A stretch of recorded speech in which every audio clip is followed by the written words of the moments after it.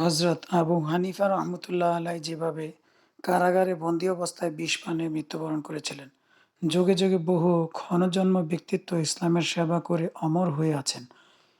ইমামে আজম হযরত আবু হানিফা রহমতুল্লাহ আলাইহি তাদেরই একজন। তিনি ইসলামের জ্ঞান ভাণ্ডারে যে অবদান রেখে গেছেন, কিয়ামত পর্যন্ত মুসলিম উম্মাহ তার কাছে চিরঋণী হয়ে থাকবে।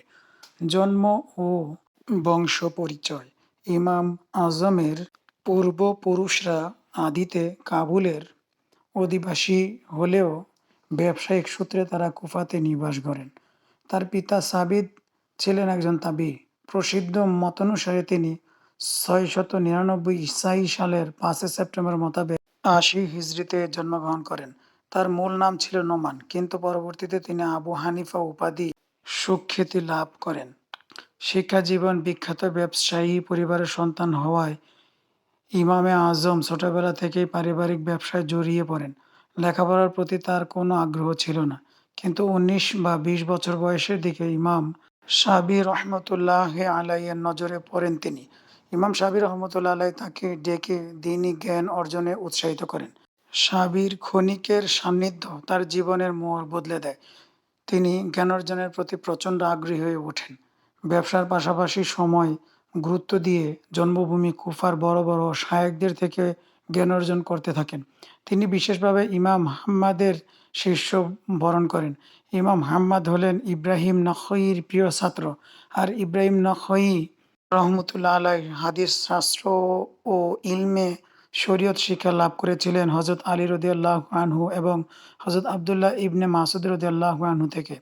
ইমাম হাম্মাদ একাধারে ২০ বছর পরম যত্নের সাথে মেহনত করে নোমান ইবনে সাবিতকে ইলমে আজম রূপে গড়ে তোলেন।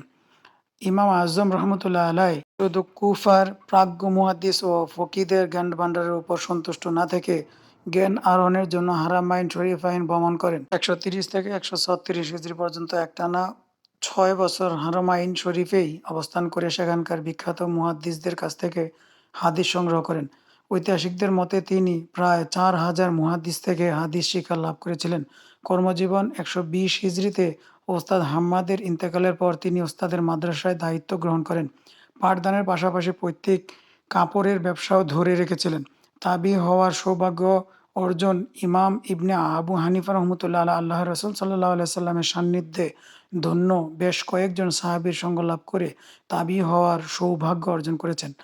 তাদের মধ্যে উল্লেখযোগ্য কয়েকজন হলেন হযরত আনাস ইবনে মালিক রাদিয়াল্লাহু আনহু, হযরত আব্দুল্লাহ ইবনে আউফ রাদিয়াল্লাহু আনহু, হযরত সাহল ইবনে সাআদ রাদিয়াল্লাহু আনহু, হযরত আবু তুফাইল রাদিয়াল্লাহু আনহু, হযরত আব্দুল্লাহ ইবনে জুবাইদি রাদিয়াল্লাহু আনহু, হযরত জাবির ইবনে আব্দুল্লাহ রাদিয়াল্লাহু আনহু ও হযরত ওয়াসিনা ইবনে আসকি রাদিয়াল্লাহু আনহু।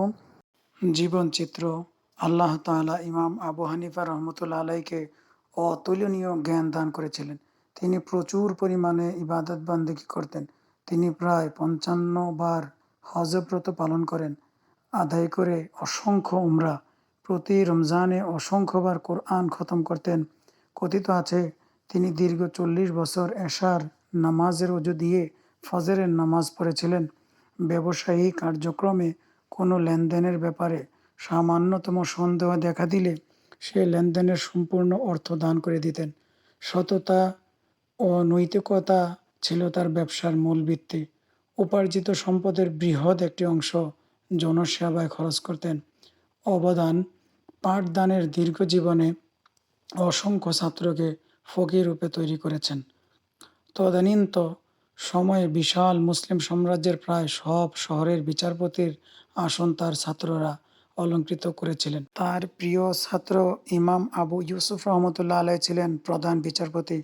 ইমাম আবু হানিফা রহমতুল্লাহ আলাইয়ের রচনার মধ্যে উল্লেখযোগ্য হল মুসনাদে আবু হানিফা, আল ফিকহুল আকবর, ওয়াসিয়াতু আবু হানিফা ও কিতাবুল আসার।